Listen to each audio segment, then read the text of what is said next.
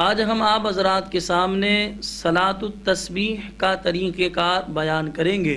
بعض مساجد میں رمضان کی تاخیراتوں میں، بعض مساجد میں شب قدر میں باجماعت ادا کی جاتی ہے، تو آپ باجماعت ادا کریں تو اس کا طریقہ کار میں آپ کے سامنے بیان کرتا ہوں، یا آپ تنہا ادا کریں، دونوں طریقہ کار درست ہیں۔ لیکن آج کا پروگرام آپ کے سامنے لانے کا مقصود و مطلوب یہ ہے کہ آپ حضرات کو صلاۃ التسبیح کا طریقہ کار اگر پتہ ہے تو وہ ریوائز ہو جائے، اور اگر آپ کو صلاۃ التسبیح کا طریقہ کار نہیں پتہ یا غلط طریقہ پتہ ہے تو درست طریقہ آپ حضرات کے علم میں آ جائے۔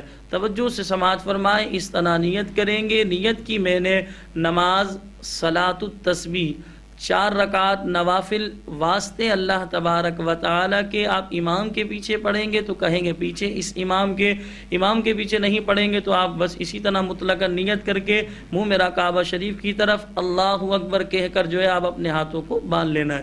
یہ 4 رکعت ہوتی ہیں، نوافل ہوتے ہیں۔ صلاۃ التسبیح، صلاۃ مانے نماز، تسبیح کی نماز۔ اس جو ہے صلاۃ التسبیح میں تیسرا کلمہ سبحان اللہ والحمد للہ ولا الہ الا اللہ واللہ اکبر، یہ تقریباً پوری نماز میں 300 بار پڑھا جاتا ہے۔ ہر رکعت میں 75 بار، 4 رکعتیں ہوتی ہیں تو لہٰذا 300 بار یہ پڑھا جاتا ہے۔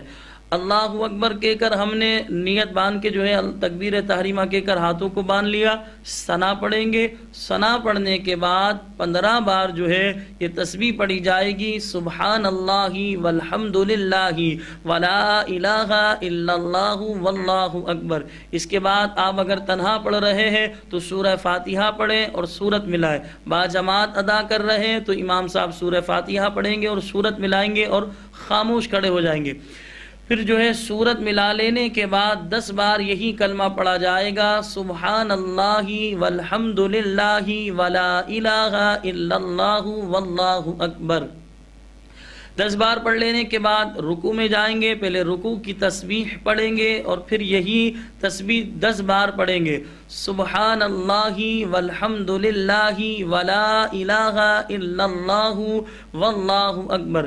اسی طرح قومے میں کھڑے ہوں گے تو قومے میں بھی جو ہے 10 بار یہ تسبیح پڑھیں گے، سجدے میں جائیں گے، سجدے کی تسبیح پڑھنے کے بعد 10 بار یہ تسبیح پڑھی جائے گی۔ اسی طرح جلسے میں جب ہم ہوں گے یعنی سجدے سے اٹھ کر بیٹھیں گے اس میں بھی 10 بار یہ تسبیح پڑھی جائے گی۔ پھر اسی طرح دوسرے سجدے میں جائیں گے، سجدے کی تسبیح پڑھنے کے بعد 10 بار یہی تسبیح پڑھی جائے گی۔